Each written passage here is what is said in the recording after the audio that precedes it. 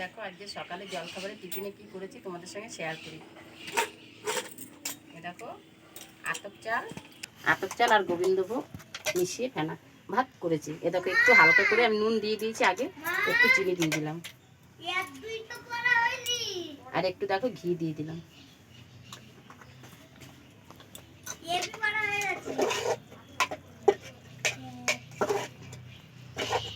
ফেনা ভাত হয়ে গেল আমাদের আতপ চালে।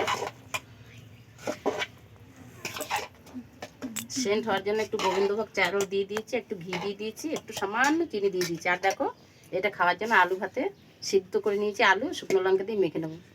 দেখো বন্ধুরা আমাদের আলু ভাতে মাখা রেডি।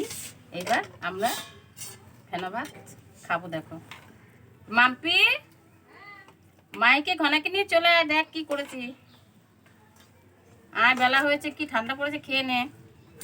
দুধ দিয়েছে, ঘি দিয়ে একটু গোবিন্দভোগ চাল দিয়ে আতপ চালের সঙ্গে করলে এত সুন্দর গন্ধটা উঠেছে, দিয়েছিস।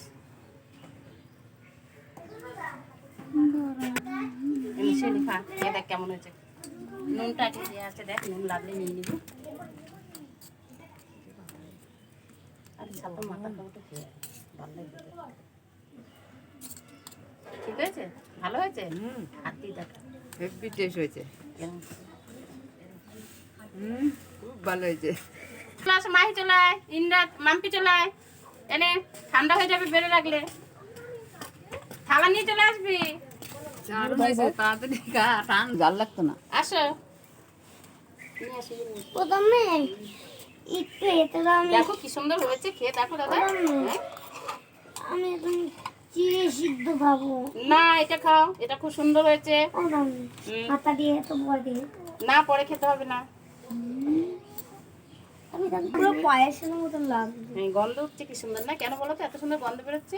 একটু ঘি দিয়েছি, আতপ চালে ফেনা ভাত করলে একটু ঘি ফেলে দিলে কি সুন্দর সেন্ট গন্ধ শুকছে। গন্ধ শুকছে ভাই, দেখো কেমন গন্ধ শুকছে। আচ্ছা বেশ, তোমরা যাও, ওইখানে চলে যাও, এখানে জায়গা কম তো।